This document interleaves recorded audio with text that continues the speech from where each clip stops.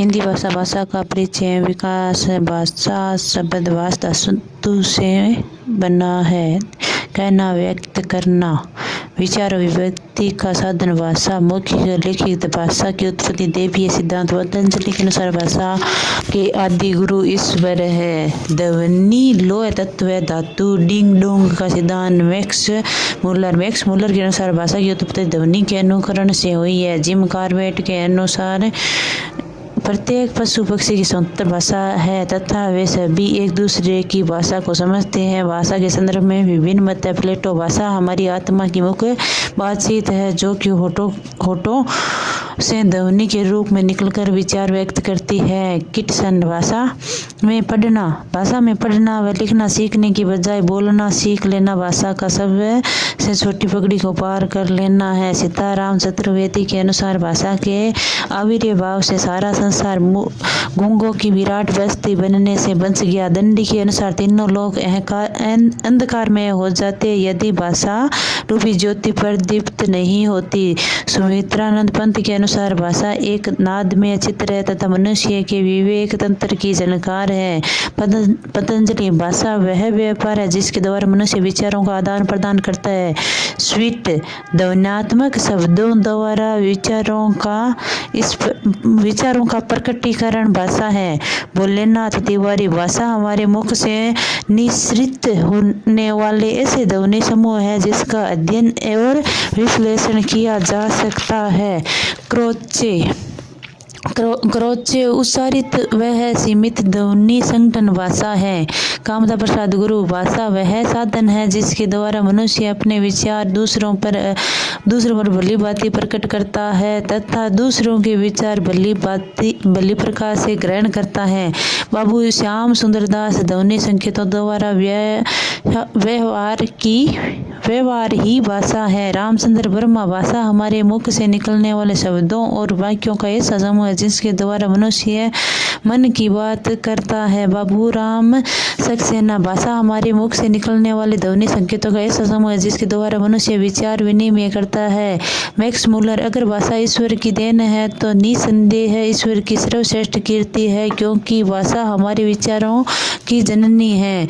भाषा का विकास हेतु भाषा का समृद्ध प्रवेश आवश्यक है। भाषा सीखने की क्षमता जन्मजात होती है। चॉम्स्की, भाषा का अस्तित्व वह विकास समाज के बाहर संभव नहीं है। वाइगोत्स्की, भाषा हमारे सामाजिक और सांस्कृतिक प्रवेश का अभिन्न अंग है। वाइगोत्स्की, भाषा अनुकरण वह पुनर्बलन से सीखी जाती है। स्किनर, एक बालक जन्म के कुछ समय पूर्व उसके पिता की मृत्यु हो जाए तथा जन्म लेते ही माता पिता की मृत्यु हो जाए तो क्या उसमें भाषा का विकास होगा? हाँ, क्योंकि भाषा वातावरण से अर्जित की जाती है, यानी भाषा पैतृक संपत्ति नहीं है।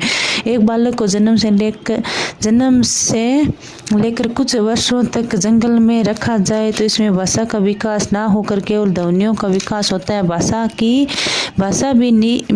किसी भी निरक्षर व्यक्ति को नई भाषा अनुकरण के माध्यम से बोलना सिखाई जा सकती है। भाषा विकास के पद चरण सोपान: जिज्ञासा, प्रयत्न, अनुकरण, अभ्यास। जिज्ञासा प्राथमिक पद माना जाता है जबकि अभ्यास प्रधान पद होता है। भाषा विकास की 4 अवस्थाएं होती हैं। प्रयत्न की अवस्था: 1 वर्ष बालक सर्वप्रथम 8-10 माह की अवस्था में अकारांत ध्वनि उच्चारण करता है जैसे पा, बा, मा। एक बालक 10-12 माह की अवस्था में पहला शब्द बोलता है। अनुकरण की अवस्था 2.5 वर्ष। एक बालक इस अवस्था में 2 से 3 शब्दों के वाक्यों का अनुकरण करता है। मूर्त की अवस्था 3.5 वर्ष। यह कल्पना विकास की आयु है। इस अवस्था में बालक की सीखी हुई जानकारी के आधार पर नई जानकारी अर्जित करता है तथा इस अवस्था में बालक 4 से 5 शब्दों के वाक्यों का अनुकरण करता है। अभिव्यक्ति की अवस्था 5 वर्ष। इस अवस्था में बालक औपचारिक अनौपचारिक प्रकार के सभी वाक्यों का अनुकरण कर लेता है तथा इस समय यह बालक का शब्दकोश 2100 से लेकर 2500 शब्द हो सकता है। भाषा के कौशल: भाषा के 4 कौशल: श्रवण, मौखिक, पठन, लेखन। मारिया मोंटेसरी ने भाषा के श्रवण, मौखिक, लेखन, पठन बताए। भाषा कौशल के दो प्रकार होते हैं, अभिव्यक्ति कौशल, मौखिक उच्चारण, लेखन, ग्राह्य कौशल, श्रवण, पठन, वाचन। लेखन कौशल, लेखन शब्द लिख धातु से बना है। लेखन लिखते समय सर्वप्रथम सीधी आड़ी रेखाएं, सीधी आड़ी तिरछी रेखाएं बनाई जाती है। लेखन भाषा अधिकार का परख कौशल है। लेखन सीखे ज्ञान स्थायी रखता है। लेखन वर्तमान सभ्यता संस्कृति को आगामी पीढ़ी तक सुरक्षित पहुंचाता है। विचार अभिव्यक्ति का सर्वोच्च कौशल है। लिखते समय पेन के निब से 1 इंच 2 सेमी दूर से पकड़े। लेखन कौशल की विधियां, अनुकरण विधि, शिक्षक द्वारा लिखे वर्णों का अनुकरण करके सीखना। रूपरेखा अनुकरण, शिक्षक वर्ण का आकार बनाकर देता है तथा छात्र उस पर कलम घुमाते हुए सीखता है। स्वतंत्र अनुकरण, शिक्षक बालक के स्लेट पर वर्ण लिखकर देता है तथा बालक उसी वर्ण के नीचे पास में वैसा ही आकार बनाता है। पेस्टालॉजी द्वारा खंडात्मक अनुकरण, जब बालक वर्ण का आकार समग्र रूप से नहीं सीख पाता तो एक वर्ण के टुकड़े करके सिखाया जाता है। श्रुतलेखन विधि, श्रुतलेख अर्थात सुनकर लिखना। श्रुतलेख विधि में वार्तनिक दोषों को दूर किया जाता है। श्रुतलेख विधि सुनकर अर्थ ग्रहण करते हुए शुद्ध लेखन पर बल देता है। श्रुतलेख में पाठ की सूचना 1 दिन पूर्व दी जानी चाहिए। कठिन शब्द पूर्व में लिखवाने चाहिए। एक श्रुतलेख की समयावधि 1 क्लास में हो जिसमें लेखन, जांच और शुद्धिकरण पूर्ण हो। जो शब्द बालक अशुद्ध दिखता है उसका शुद्ध रूप शिक्षक हाशिए पर लिखते हुए उस शब्द को पुनः 10 बार लिखने हेतु कहता है। इसमें श्रवण व लेखन प्रदान का विकास होता है। जैक्टोट विधि, वाक्य संशोधन विधि, प्रवर्तक जैक्टोट। इस विधि का प्रयोग एक बालक लेखन के साथ अर्थ ग्रहण विकसित करने हेतु किया जाता है। इसमें सर्वप्रथम लेखन का प्रारंभ वर्ण से माना जाता है। वर्ण, स्वर, व्यंजन, मात्रा, शब्द, खंडात्मक वाक्य, एक रूप वाक्य संशोधन। इस प्रणाली में बालक अनुकरण से वाक्य सीखते हुए अंत में स्वतंत्र वाक्य लिखता है और जो त्रुटि वाक्य में होती है उसमें सुधार बालक स्वयं करता है, इसलिए इसे वाक्य संशोधन विधि कहते हैं। मारिया मोंटेसरी विधि, लेखन को प्राथमिकता देते हुए कौशल विकास में पठन को अंतिम स्थान दिया। इस विधि का प्रयोग विशिष्ट बुद्धि के बालकों के लिए होता है। इस प्रणाली में वर्ण के आकार को कागज के गत्ते पर उकेरा जाता है। इसके बाद बालक स्पर्श करते हुए आकार सीख लेता है तो पठन सिखाया जाता है। इस प्रणाली में रचनात्मक बनाने हेतु रंग नियोजन किया जा सकता है। वाचन कौशल अर्थ ग्रहण की दृष्टि से सबसे सुगम कौशल है। वाचन, सस्वर वाचन उच्चारण के साथ आदर्श वाचन, शिक्षक अनुकरण वाचन,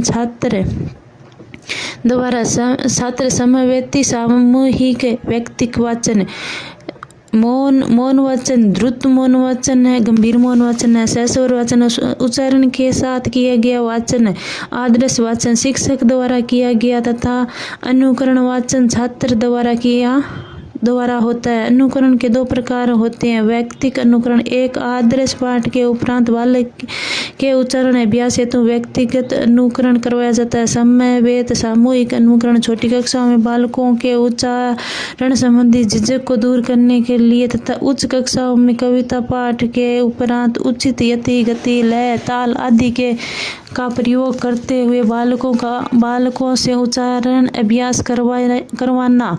मौन वाचन अर्थात बिना उच्चारण के किया गया वाचन। मौन वाचन अवकाश के समय का सदुपयोग है। मौन वाचन एकाग्रता को बढ़ाता है। मौन वाचन शारीरिक ऊर्जा में बचत करता है, क्योंकि मौन वाचन करते समय केवल आंखें और मस्तिष्क ही सक्रिय होते हैं। सहस्वर वाचन 150 से 160 शब्द जितने समय में ग्रहण करते हैं उतने ही समय में बालक मौन वाचन द्वारा 220 से 230 शब्द ग्रहण करता है। मौन वाचन के दो प्रकार होते हैं, द्रुत मौन वाचन अर्थात बिना अर्थ ग्रहण किए गया मौन वाचन। द्रुत मौन वाचन में बालक समाचार पत्र, मनोरंजन की कहानियां, बाल साहित्य आदि का पठन करता है। एक बालक अपने पाठ्यक्रम का दोहराव द्रुत मौन वाचन में करता है। गंभीर मौन वाचन एक बालक अर्थ ग्रहण करते हुए मौन वाचन करता है, जिसके अंतर्गत वह अपने पाठ्यक्रम, निबंध तथा साहित्य संबंधी पाठों को सीखता है। एक बालक की पाठ्य सामग्री देख कर यह पता लगाया जाता है कि बालक कौन सा मौन वाचन कर रहा है। मौन वाचन का प्रारंभ कक्षा 3 से माना जाता है। ब्राइन ने अपनी पुस्तक द साइलेंट रीडिंग में लिखा कि यदि मौन वाचन का प्रारंभ कक्षा 3 से प्रारंभ हो तो कक्षा 6 में प्रभावित होता है। रायबरन के अनुसार मौन वाचन का प्रारंभ यदि 6 से हो तो कक्षा 8 में प्रभावी रूप से कार्य करता है। यदि अर्थ ग्रहण की पूर्णता की दृष्टि से देखा जाए तो कक्षा 6 में बालक पूर्ण सक्षम रूप से कार्य करता है। वाचन कौशल की गतिविधियां, संश्लेषण की विधि, ध्वनि साम्य विधि। प्रवर्तक है माइकेल सेमर, अंग्रेजी शिक्षण से उद्धृत। ध्वनि साम्य विधि में एक समान ध्वनि के वर्णों को जोड़कर शब्द निर्माण करते हुए पठन सिखाया जाता है। एक प्रारंभिक बालक को पठन सिखाते समय सर्वप्रथम समान ध्वनियों के वर्णों को जोड़ते हुए शब्द बनाकर पठन सिखाया जाता है, जैसे रजत मत कर घर चले। इसमें वर्णों को जोड़ा जाता है, इसलिए इसे संश्लेषण या सामासिक विधि कहते हैं। इसमें समान ध्वनि को जोड़ा जाता है, इसलिए ध्वन्यात्मक विधि कहते हैं। इस विधि का प्रमुख दोष यह है कि इसमें बालक अपने मन से कोई निरर्थक शब्दों का निर्माण कर लेता है, जो कि आगे चलकर इसके अधिगम पठार बन जाता है। अक्षर बोध वर्णोच्चार विधि। एक बालक पठन प्रक्रिया को शुरू करते समय एक वर्ण को उच्चारित करते हुए जोड़कर पढ़ता है, उसे अक्षर बोध या वर्णोच्चार विधि कहते हैं। संश्लेषण विधि, साहचर्य विधि। प्रवर्तक मारिया मोंटेसरी ख्याल विधि क्रियात्मकता के सिद्धांत पर आधारित है। वाचन कौशल की एक ऐसी प्रणाली जो खेल के माध्यम से बालक को शब्द ज्ञान करवाती है।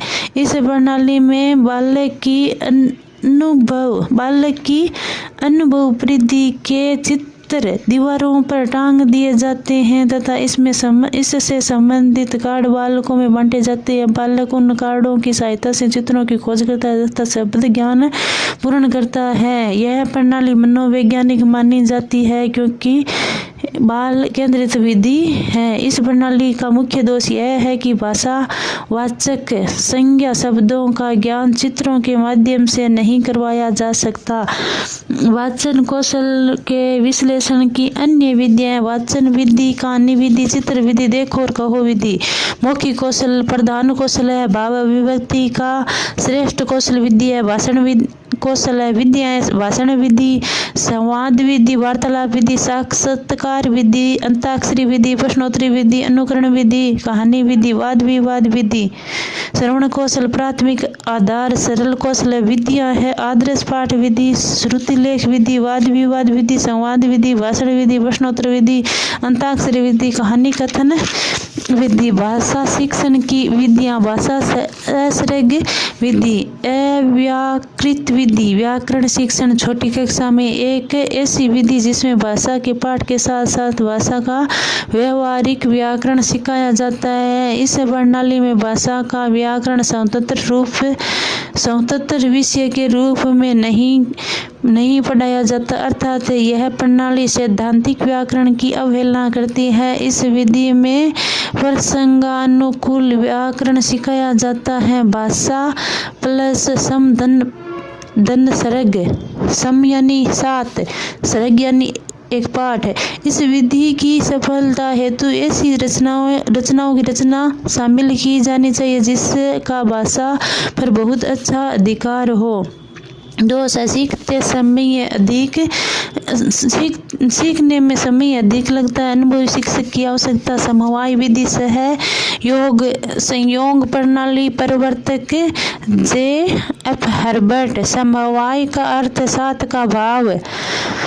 जहाँ किसी प्रकरण को पढ़ते समय पाठ व बालक की आवश्यकता के अनुसार किसी अन्य प्रकरण को जोड़कर पढ़ना समवाय कहलाता है। भाषा सहसर्ग विधि समवाय का श्रेष्ठ उदाहरण है। समवाय के 2 प्रकार है। लंबी एक ही विषय में 2 भिन्न प्रकरण तथा प्रकरण 7 पढ़ना। क्षैतिज 2 भिन्न विषयों को जोड़कर पढ़ना। सिद्धांत हर्बर्ट सहज संबंध ज्ञान। जॉन डेवी व किलपैट्रिक सामंजस्यकरण। फ्रोबेल जीवन केंद्रण। गांधी जी समवाय सिद्धांत। प्रत्यक्ष विधि पर प्रवर्तक है प्रोफेसर बागा-किल। संयोग डॉक्टर गुइन। 1901 फ्रांस। अंग्रेजी शिक्षण से उद्धृत। Bengal Tipping Bombay Fraser Madras Gates. उद्देश्य प्रत्यक्ष विधि में मातृभाषा की तरह नई भाषा का ज्ञान करवाया जाता है। इस प्रणाली में मातृभाषा का प्रयोग वर्जित है।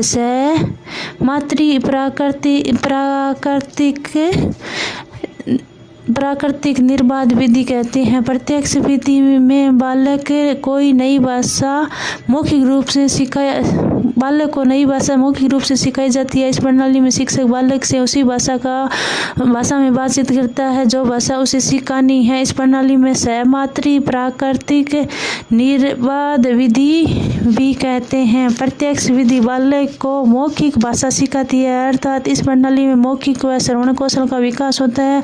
प्रोफेसर बाकिल ने अपनी पुस्तक ए अप्रोच टू संस्कृत में लिखा कि हिंदी क्षेत्रों में संस्कृत सिखाने तथा अहिंदी क्षेत्रों में हिंदी सिखाने की सर्वोच्च प्रणाली है। इस प्रणाली का प्रमुख दोष यह है कि इसमें पठन व लेखन के अवसर नहीं मिलते। इस विधि की सफलता के लिए एक अनुभवी व एकाधिक भाषाओं का ज्ञान रखने वाले शिक्षक की आवश्यकता होती है, जो कि प्रत्येक स्तर पर होना संभव नहीं है। सैनिक विधि की शुरुआत दूसरे विश्व युद्ध के समय अमेरिका से मानी जाती है, जब अमेरिका के सैनिकों को अल्प समय में सांकेतिक भाषा सिखानी थी। सैनिक विधि का प्रयोग विद्यालय स्तर पर एक बालक के उच्चारण दोषों को सुधारने के लिए किया जाता है। एक आदर्श पाठ प्रस्तुत करने उपरांत बालक से जब उच्चारण अभ्यास करवाया जाता है तब कुछ छात्र कठिन शब्दों का उच्चारण नहीं कर पाते तो आदर्श पाठन को टेप रिकॉर्डर में रिकॉर्ड करके बालक को अभ्यास हेतु दिया जाता है। बालक जब तक अभ्यास करता रहता है जब तक वह पूर्णतः सीख नहीं लेता। दोष इस प्रणाली में प्रमुख दोष यह है कि इसमें पठन व लेखन के अवसर नहीं मिलते। खर्चीली विधि मानी जाती है, सीखने में समय अधिक लगता है। बालो उद्यान विधि प्रवर्तक फ्रोबेल खेल विधि क्रियाशीलता के सिद्धांत पर कार्य करती है। इस प्रणाली का प्रयोग पूर्व व प्राथमिक छात्रों के लिए होता है। बालो उद्यान शब्द किंडरगार्टन का हिंदी रूपांतर है, जिसका अर्थ है बालकों का उपवन। किंडरगार्टन जर्मन भाषा का शब्द है। शिक्षक को बालो उद्यान का मालिक, बालक को पौधा तथा खेल विद्यालय को उपवन कहा जाता है। इस प्रणाली को प्रमुख उद्देश्य बालक की ठहराव क्षमता को बढ़ाना तथा खेल के माध्यम से बालक को सिखाना है। इस विधि की सफलता के लिए आधुनिक तकनीक के खिलौने तथा 12 एकड़ की भूमि की आवश्यकता पड़ती है। इस प्रणाली में एक महिला शिक्षक को उत्तम माना जाता है। दोष यह प्रणाली अत्यंत महंगी मानी जाती है। इस विधि हेतु एक अनुभवी शिक्षक की आवश्यकता होती है। आगमन विधि व्याकरण शिक्षण की श्रेष्ठ विधि है। बहुत सी व्यक्तिगत घटनाओं के कारण और परिणामों को जोड़ने की प्रक्रिया आगमन कहलाती है। जोइस के अनुसार विशिष्ट दृष्टताओं की सहायता से सामान्य नियम की विधि पूर्वक प्राप्ति करना आगमन कहलाता है। रॉयबर्न के अनुसार एक बालक पाठ का निरीक्षण करता है, फिर उसका ध्यान विशिष्ट उदाहरण की ओर आकर्षक होता है। इन्हीं के आधार पर नए सिद्धांतों का निर्माण करना आगमन कहलाता है। लेडल के अनुसार एक बालक के सामने बहुत सारे तथ्य, उदाहरण या वस्तुएं प्रस्तुत की जाती है। बालक इन्हीं को आधार बनाते हुए सभी निष्कर्ष निकालते आगमन कहलाता है। आगमन विधि के पद, चरण, सोपान, उदाहरण, निरीक्षण या व्याख्या, अवधारणा, नियम, सामान्यकरण, सत्यापन, प्रयोग। आगमन एक बाल केंद्रित शिक्षण विधि है जिसमें सीखा हुआ ज्ञान स्थायी होता है। इसके दो प्रकार माने जाते हैं: एकात्मक आकलन, प्रयोगात्मक आकलन। आगमन प्रणाली क्रियाशीलता या करके सीखने के सिद्धांत पर कार्य करती है। आगमन विधि सूत्र है, ज्ञात से अज्ञात, विशिष्ट से सामान्य, स्थूल से सूक्ष्म, उदाहरण से नियम। आगमन एक मनोवैज्ञानिक प्रणाली है। आगमन प्रणाली के परिणाम संशयात्मक होते हैं, अर्थात परिणामों की सत्यता की 100% पुष्टि नहीं है। आगमन प्रणाली में शिक्षक गौण रहता है। निगमन विधि निगमन पर व्याकरण शिक्षण की प्रणाली है जिसके अंतर्गत एक छात्र किसी नियम को आधार बनाते हुए सीखता है। निगमन प्रणाली में सर्वप्रथम नियम, सूत्र या परिभाषा प्रस्तुत की जाती है। बालक उसी के आधार बनाकर उदाहरणों के माध्यम से सीखता है। निगमन विधि के पद, नियम, सूत्र या परिभाषा, व्याकरण, उदाहरण, सामान्यकरण, अवधारणा, सत्यापन। सूत्र है अज्ञात से ज्ञात, सामान्य से विशिष्ट, नियम से उदाहरण, सूक्ष्म से स्थूल। निगमन प्रणाली शिक्षण केंद्रित मानी जाती है जिसमें शिक्षक तेज गति से पाठ्यक्रम पूर्ण करवाता है। निगमन प्रणाली के परिणाम सत्य होते हैं। निगमन प्रणाली के दो से निगमन एक अतार्किक प्रणाली है जिसमें रटने पर बल दिया जाता है। निगमन एक अमनोविज्ञान विधि है जिसमें छात्र केवल एक निष्क्रिय श्रोता होता है। आगमन निगमन एक दूसरे की पूरक विधियां तथा शिक्षण की श्रेष्ठ विधि है। सूत्र विधि संस्कृत शिक्षण से उद्धृत विधि है। पाणिनि का अष्टाध्यायी ग्रंथ सूत्र विधि में ही लिखा गया। सूत्र विधि के अंतर्गत सर्वप्रथम बालक को सूत्र रटाए जाते हैं। बालक उसी को आधार बनाते हुए नए ज्ञान को सीखता है। यह प्रणाली रटने पर बल देती है, अर्थात मनोविज्ञान विधि है। पाठ्य पुस्तक विधि अंग्रेजी शिक्षण से ली गई है। इस विधि के प्रवर्तक डॉक्टर वेस्ट है। इस विधि में पाठ्य पुस्तक में दी गई पाठ्य सामग्री को बिना किसी तर्क वितर्क के ग्रहण करने पर बल दिया जाता है, अर्थात यह विधि पाठ्य सामग्री को रटाती है, इसलिए इसे सुगा प्रणाली तो पढ़ विधि कहते हैं। दोष मनोवैज्ञानिक प्रणाली रटने पर बल अर्थात अतार्किक विधि। इस प्रणाली में छात्र केवल एक निष्क्रिय श्रोता के रूप में कार्य करता है। व्याकरण अनुवाद विधि प्रवर्तक है रामकृष्ण गोपालाचार्य भंडारकर। संस्कृत शिक्षण से उद्धृत व्याकरण शिक्षण की प्रणाली। व्याकरण अनुवाद विधि का उद्देश्य मातृभाषा को आधार बनाते हुए नई भाषा का ज्ञान करवाना। इस विधि में दो तत्व होते हैं: व्याकरण अनुवाद। इस प्रणाली में सर्वप्रथम नई भाषा का व्याकरण रटाया जाता है, इसके बाद उसको मातृभाषा में अनुवाद किया जाता है। व्याकरण अनुवाद विधि को भंडारकर विधि भी कहते हैं। दोष यह प्रणाली रटने पर बल देती है, अर्थात मनोविज्ञान विधि है। इस प्रणाली में केवल पठन और लेखन पर बल दिया जाता है, अर्थात श्रवण और मौखिक कौशल विकास के अवसर नहीं मिलते। अभिकर्मित अनुदेशन विधि प्रवर्तक है B.F. स्किनर संयोग जेम्स हॉलैंड। इस विधि की प्रेरणा डॉक्टर प्रेसे से। अभिकर्मित अनुदेशन क्रिया प्रस्तुत के सिद्धांत पर कार्य करती है। अभिकर्मित अनुदेशन व्यक्तिगत भिन्नता के आधार पर निर्मित की गई स्वाध्याय की प्रणाली है। इस विधि में सर्वप्रथम संपूर्ण पाठ्यक्रम को प्रस्तुत किया जाता है। इसके बाद उसे छोटे छोटे भागों में विभक्त किया जाता है। इस विभक्त किए गए पाठ्य सामग्री को फ्रेम कहते हैं। अभिकर्मित अनुदेशन 3 प्रकार के होते हैं। रेखीय अभिकर्मिक अनुदेशन प्रवर्तक है। स्किनर फ्रेम का आकार छोटा है। प्रश्नों का निर्माण समय छात्र द्वारा यह निबंधात्मक प्रश्न प्रश्न करना अनिवार्य। फ्रेम का पुनः प्रयोग नहीं। बाह्य पक्ष नकल प्रवृत्ति का विकास। 2 नंबर है सांख्यिक अभिवर्ती अनुदेशन प्रवर्तक है नॉर्मन क्राउटर। सांख्यिक आंतरिक अनुदेशन प्रतिभाशाली बालक। फ्रेम का आकार बड़ा है। प्रश्न निर्माण अनुदेश आधारित है। यहाँ वस्तुनिष्ठ प्रश्न अनिवार्य नहीं है। फ्रेम का पुनः प्रयोग आंतरिक पक्ष। अवरोही अभिकर्मिक अनुदेशन प्रवर्तक गिलबर्ट। समस्यात्मक बालक। फ्रेम आवश्यक नहीं है। अनुक्रिया आधारित है।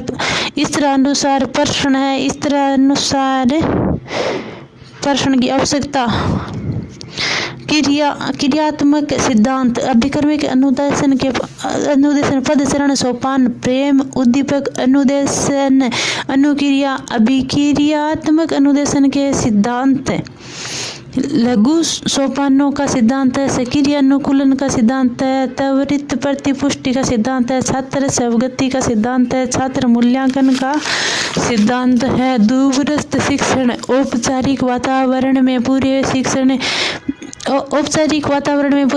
की एक ऐसी प्रणाली जो ऐसे लोगों को शिक्षा की मुख्य धारा से पुनः जोड़ती है जो किसी कारणवश शिक्षा से मुख्य धारा से अलग हो गए। दूरस्थ शिक्षण की शुरुआत ब्रिटेन के सर्वजनीय विश्वविद्यालय के रूप में हुई।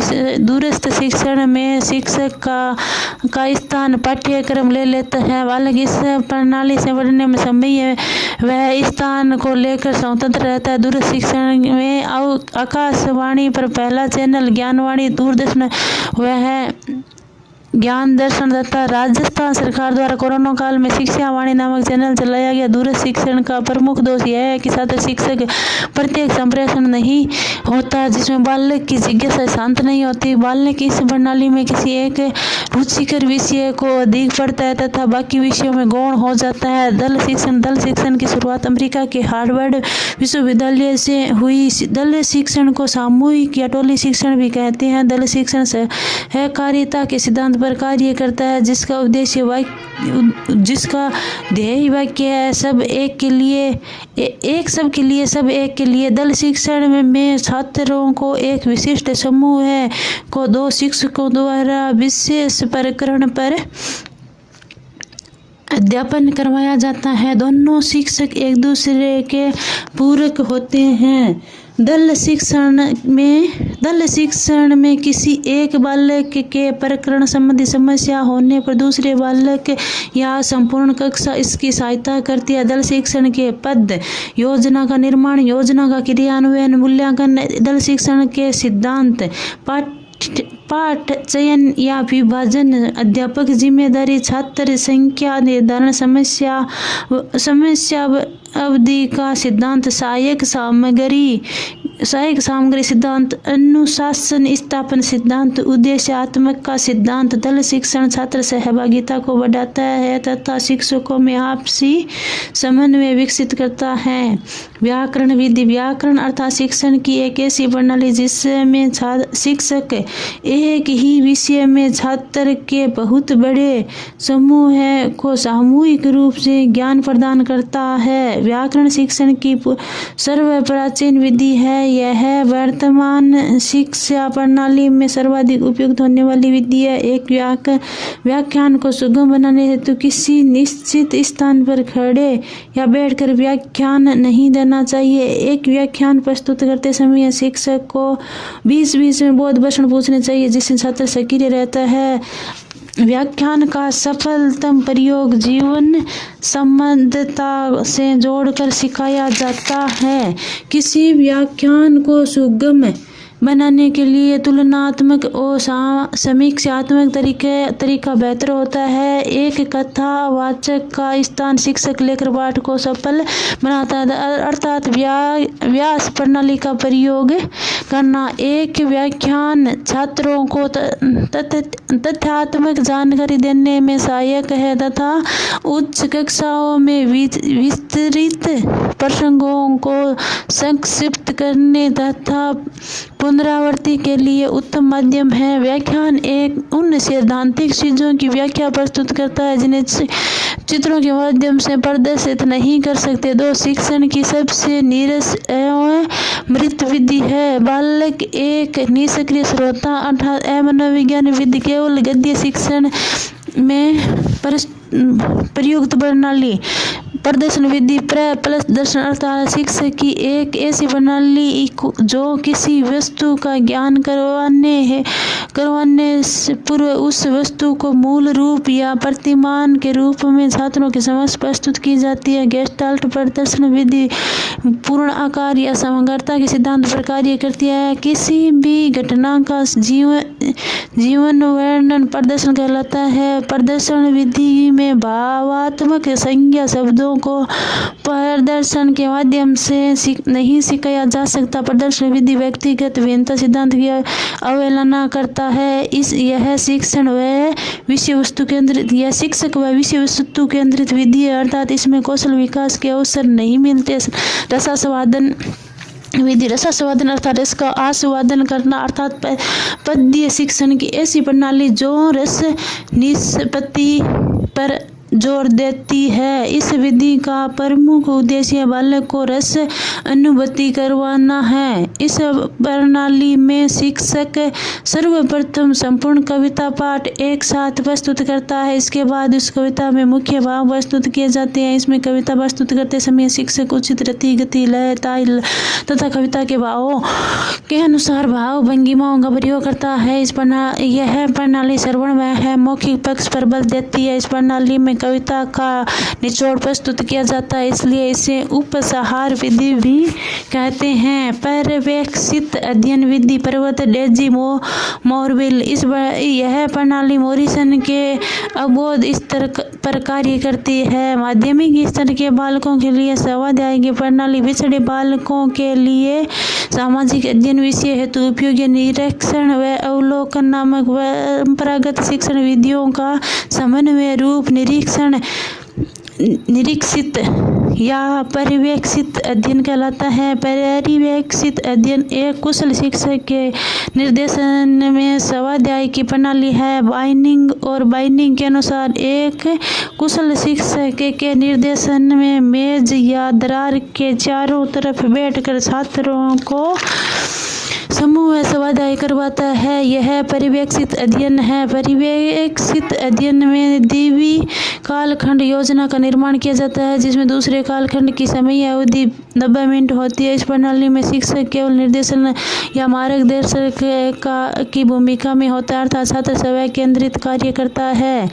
दोष केवल पिछड़े बालकों के लिए उपयोगी है। सीमित ज्ञान की प्राप्ति है। सीखने में समय बहुत अधिक लगता है। पूर्णाकार समग्रता के सिद्धांत पर कार्य करती है। द्विभाषी विधि प्रवर्तक डॉडसन है। भाषा शिक्षण की ऐसी प्रणाली जिसका उद्देश्य एक बालक में लक्ष्य भाषा का ज्ञान करवाना है। इस प्रणाली में इन्हीं शब्दों का अनुवाद किया जाता है जो आवश्यक होती है। इस प्रणाली में श्रवण व मौखिक कौशल का विकास करती है। दोष है पठन व लेखन कौशल के अवसर नहीं मिलते। वैतरिक विधि भाषा शिक्षण की ऐसी प्रणाली जहाँ भाषाओं की तुलनात्मक अध्ययन करवाया जाता है। वैतरिक विधि का उद्देश्य किसी बालक को नई भाषा का ज्ञान करवाना है। सिखाई जाने वाली भाषा तथा मातृभाषा भाषा की समानता तथा भिन्नता को जोड़ते हुए नई भाषा का ज्ञान करवाया जाता है। यह प्रणाली लेखन और पठन पर बल देती है। डाल्टन विधि ठेका प्रणाली प्रवर्तक है हेलेना पारकस्ट। अमेरिका के मैसाचुसेट्स प्रांत के डाल्टन शहर में 1913 में शोध कार्य हुआ। आधुनिक मनोवैज्ञानिक सिद्धांत से प्रभावित होकर बालक को केंद्र मानकर व्यक्तिगत शिक्षा पर बल देने के लिए इस प्रणाली सृजन किया गया। डाल्टन पद्धति प्राथमिक स्तर पर बाल केंद्रित तथा स्वाध्यायिकी को प्रेरणा देने वाली पद्धति है। इसके 4 पद माने जाते हैं। पाठ का ठेका पूरे सत्र में जो पढ़ाया जाएगा उसे 10 भागों में विभक्त किया जाता है क्योंकि एक सत्र 10 माह का होता है। निर्दिष्ट पाठ के अंतर्गत 1 महीने की योजना का निर्माण करते हुए 4 अलग अलग इकाइयों में बांटा जाता है क्योंकि 1 महीने में 4 सप्ताह होते हैं। इकाई पाठ एक इकाई को 5 भिन्न भागों में बांटा जाता है। इसी के आधार पर दैनिक पाठ योजना का निर्माण होता है। कक्षा प्रयोगशाला पाठ में बालक की रुचि को बढ़ाने के लिए एक ऐसा कक्षा तैयार किया जाता है जिसमें आवश्यक सहायक सामग्री उपलब्ध हो। शिक्षण स्तर स्मृति स्तर है। जेएफ हर्बर्ट रटने पर बल प्राथमिक स्तर है। अवबोध स्तर है। एच.सी. मॉरिसन समझने पर बल माध्यमिक स्तर है। चिंतन स्तर हंट तार्किक क्षमता का विकास पर बल है उच्च स्तर है। हर्बर्टीय उपागम प्रवर्त जेएफ हर्बर्ट रूसो व पेस्टोलॉजी की बाल केंद्रित शिक्षा को आधार बनाते हुए हर्बर्टीय उपागम का सर्जन किया गया। हर्बर्टीय उपागम में संचित ज्ञान को छोटे छोटे भागों में बांटते हुए नवीन ज्ञान से जोड़कर सिखाया जाता है। हर्बर्टीय उपागम कहलाता है कि यदि बालक के पढ़ने की इच्छा ना हो तो उसे नहीं पढ़ाना चाहिए क्योंकि ऐसा करने में बालक के विचारों में बाधा उत्पन्न होती है। किसी पाठ को पढ़ने से पूर्व उस पाठ का वातावरण बनाना परम आवश्यक है। हर्बर्टीय पंचपदीय में हर्बर्ट ने मूल रूप से 4 पद दिए। स्पष्टता संबद्धता व्यवस्था विधि। हर्बर्ट के शिष्य जिलर ने स्पष्टता को 2 भागों में बांटा। प्रस्तावना व उद्देश्य कथन। ताइन ने दिया उद्देश्य कथन। प्रस्तुतिकरण पाठ की आत्मा तुलना व संयोग। सामान्यकरण प्रयोग। हर्बर्टीय पंचपदी में शिक्षण के मनोवैज्ञानिक सिद्धांत कार्य करते हैं। यह उपागम शिक्षण को क्रमबद्ध बनाता है। यह प्रणाली विषय वस्तु केंद्रित होती है जिसमें रटने पर बल दिया जाता है। 2 इस उपागम में शिक्षक को अधिक स्वतंत्रता नहीं दी जाती, रटने पर बल दिया जाता है। यह उपागम अधिगम की अपेक्षा शिक्षण पर बल देता है। यह उपागम रस अनुभूति वाले पाठों के लिए उपयोगी नहीं है। ब्लूम का मूल्यांकन। अमेरिकी उपागम जिन उद्देश्यों को हमने निर्धारित किया है उसकी प्राप्ति किस स्तर पर हुई है इस बात की जानकारी लेना मूल्यांकन कहलाता है। त्रिकोणीय मूल्यांकन। व्यवहार परिवर्तन अधिगम। उद्देश्यों का निर्धारण। सीखने की योग्यता अनुभव प्रदान करना। एनसीईआरटी मैसूर क्षेत्रीय प्रशिक्षण संस्था का उपागम है। अधा उद्देश्यों का निर्धारण प्रक्रिया। उद्देश्यों की प्राप्ति के लिए छात्र शिक्षक का सक्रिय होना। पर्दा मूल्यांकन। व्यवहार में परिवर्तन अधिगम। सूक्ष्म शिक्षण उपागम प्रवर्तक है एलन 1963 स्टैनफोर्ड विश्वविद्यालय अमेरिका। सहयोगी कित एच सन 1964 भारत से डी तिवारी 1967। उद्देश्य छात्र अध्यापक में शिक्षण के कौशल विकसित करना। एक सूक्ष्म शिक्षण में 5 से 7 मिनट की समय अवधि में 5 से 7 छात्रों के समूह को कौशल विकास का प्रशिक्षण दिया जाता है। एलन के अनुसार सूक्ष्म शिक्षण संपूर्ण शिक्षण को लघु क्रियाओं में बांटने की प्रक्रिया है। एलन व ईव के अनुसार सूक्ष्म अध्यापन नियंत्रण अभ्यास का सूत्र है जिसमें एक विशिष्ट अध्यापन व्यवहार को नियंत्रित दिशाओं में सिखाना संभव है। VM शोर के अनुसार सूक्ष्म शिक्षण कम समय में कम विद्यार्थी एवं कम शिक्षण की प्रक्रिया है। BK पासी के अनुसार सूक्ष्म शिक्षण प्रशिक्षण की ऐसी तकनीक है जो छात्र अध्यापक से यह अपेक्षा करती है कि वे किसी एक विशिष्ट संप्रदाय को थोड़े से छात्रों को अल्प समय में कुछ शिक्षण विशिष्ट कौशल से पूर्ण करवाते हैं। क्लिस्ट के अनुसार सूक्ष्म शिक्षण प्रशिक्षण की वह तकनीक है जो शिक्षण परिस्थितियों को सरल बनाते हैं। एक संपूर्ण सूक्ष्म शिक्षण में 36 मिनट का समय लगता है। एलन व स्टैनफोर्ड विश्वविद्यालय के अनुसार एक सूक्ष्म शिक्षण में 45 मिनट का समय लगता है, जबकि ऑस्ट्रिया के उल्स्टर विश्वविद्यालय में एक सूक्ष्म शिक्षण की समय अवधि 60 मिनट मानी है। सूक्ष्म शिक्षण के पद चरण 4 पाठ योजना का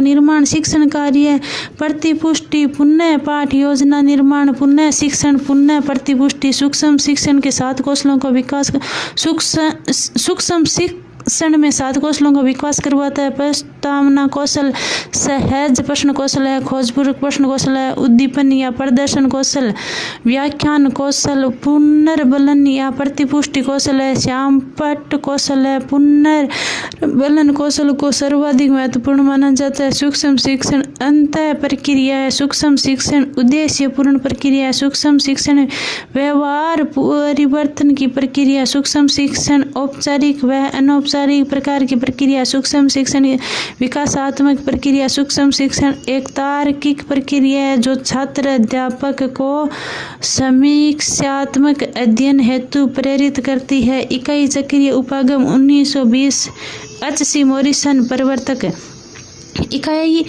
इकाई उपागम अवबोध स्तर पर कार्य करता है। यह उपागम समझने पर बल देता है। माध्यमिक स्तर की कक्षाओं के लिए उपयोगी प्रक्रिया मानी जाती है। इकाई विधि में सर्वप्रथम संपूर्ण पाठ्यक्रम को प्रस्तुत किया जाता है। पूर्णाकार का सिद्धांत है। इसके बाद बालक की आवश्यकताओं के अनुसार उसे अलग अलग इकाइयों में विभक्त किया जाता है। थॉमस रिसक के अनुसार इकाई किसी समस्या या योजना से संबंध जोड़ने वाली क्रियाओं का अध्ययन करती है। हेनरी हेरप के अनुसार इकाई किसी विषय का बहुत बड़ा उपविभाग है जिसको कोई मूलभूत सिद्धांत या प्रकरण इस प्रकार नियोजित किया जाता है कि इस विषय के आवश्यक तत्व का ज्ञान हो जाए। मॉरिसन के अनुसार इकाई वातावरण, संगठित विज्ञान, कला या आचरण का एक व्यापक एवं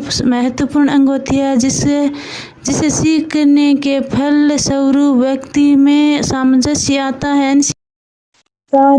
इकाई एक निर्देशात्मक युक्ति है जो कि छात्रों को समवेत रूप से ज्ञान प्रदान करती है। इकाई के 7 सोपान होते हैं। प्रथम सोपान में